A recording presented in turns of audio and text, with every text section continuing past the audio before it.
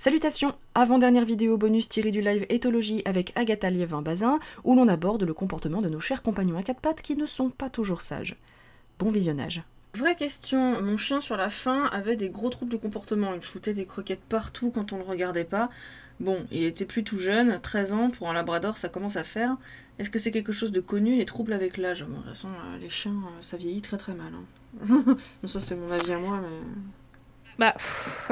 Alors après, il faut voir aussi, est-ce que c'est un trouble, genre il y a un bout du cerveau qui fonctionne plus bien, ou est-ce que juste ses sens sont altérés par le fait de C'est ça. vieillir. Et Est-ce qu'il voit plus, est-ce qu'il sent plus, est-ce que ça c'est possible aussi. pour l'exemple, j'ai vu un chien vieillir, je sais plus quel âge il avait, mais c'était un cocker. Et en fait, à la fin, il était devenu presque... Alors, je pense déjà qu'il avait peur. Parce qu'en fait, il pissait, mais alors devant toi. Voilà. Et je pense qu'en fait, il avait peur parce qu'il ne voyait plus, il n'entendait plus, il ne faisait que sentir, on pense. Et du coup, il était paumé en permanence. Il grognait pour aucune raison, il devenait presque un peu agressif, mais c'est parce qu'en fait, il avait peur et il voyait plus rien. Et la seule manière, pauvre petit chou, de le calmer, c'était de prendre un t-shirt sale de son maître, avec l'odeur dessus, et le mettre dans son panier, et il restait comme ça, et il restait que avec son maître. Petit chou. Il Bah était oui. vraiment paumé, quoi. Et du coup, c'est vrai que comme ça, vu de l'extérieur, tu dis ok, il est devenu agressif, il est devenu incontinent, il fait ça pour nous faire chier, il nous pisse devant nous. Non, il a juste peur parce qu'il est complètement paumé, parce que ses sens sont en train de le lâcher. Bah le oui, pauvre, il se prenait les murs et tout. Oh, putain, triste. Triste. Bah oui. Ouais.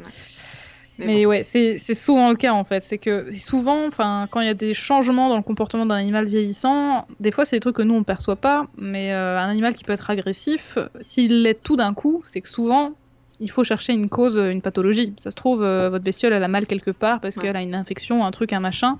Et ça c'est assez courant. Quand un animal a un changement un peu brutal de comportement comme ça d'un coup, bon, vieillissement c'est graduel, ça vient petit à petit. Mais s'il y a un changement comme ça un peu brut, souvent c'est qu'il y a un problème, c'est qu'il y a une douleur, il y a un changement dans l'environnement qui leur convient pas du tout, mais il y a un truc quoi. Et là typiquement le chien qui en met partout, moi je pense que c'est parce que peut-être qu'il avait mal aux dents, du coup quand il saisissait les croquettes, il serrait plus assez bien les mâchoires, il en foutait partout, ou alors il voyait plus bien, il butait dedans, ou on sait pas. Après, il y a aussi des fois des pathologies neuro, hein, ça arrive. Moi, j'avais un vieux chat, il en avait jamais fait toute sa vie. Bon, il est mort à 18 ans, mais à la toute fin, il faisait des crises d'épilepsie. Donc, bah oui.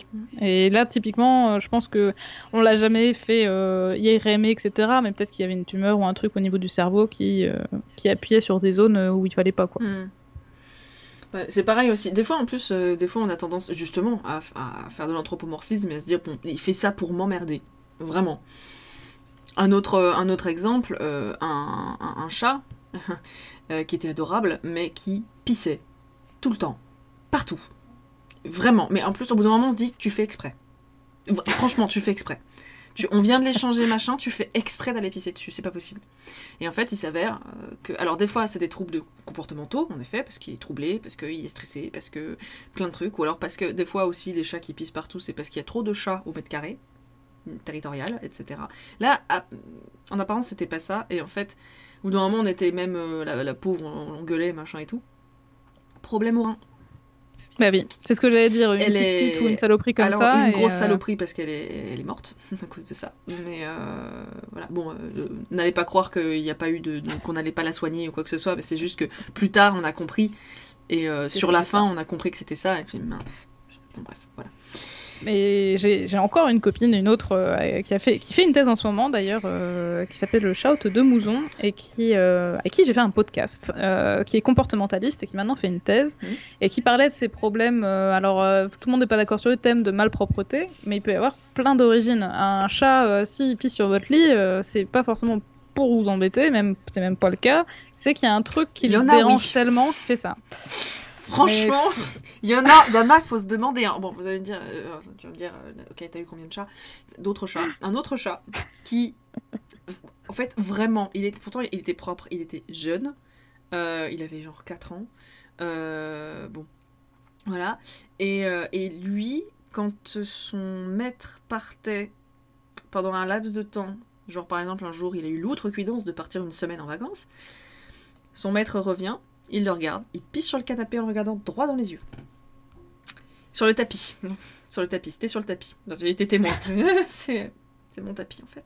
Bon, droit dans les yeux, juste vengeance. Enfin, Mais pour souvent, nous, c'est qu'il y a souvent une origine qu'on peut tracer. Alors, est-ce que c'est parce que ce chat a été presque trop attaché à son maître et que du coup la séparation avait été très mal vécue Peut-être, ça peut être plein de trucs. J'ai pas le détail. Mais ça aussi, pour les comportements du chat, je peux aussi vous mettre le lien. Il y a le collectif Catus qui existe, dont fait partie la copine dont je parlais tout à l'heure, et qui est un réseau de comportementalistes spécialisés sur la relation du chat et de l'humain, et qui, quand il y a des soucis de cet ordre-là, qui essayent de trouver l'origine du problème et d'y trouver des solutions quand c'est possible.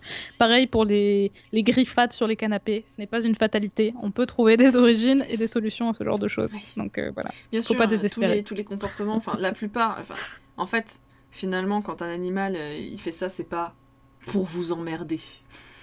C'est difficile des fois parce qu'on dit tu fais exprès, c'est pas possible. Mais ouais, il y a souvent, très très très souvent, une autre cause que juste vous mener la vie dure et se venger. Voilà.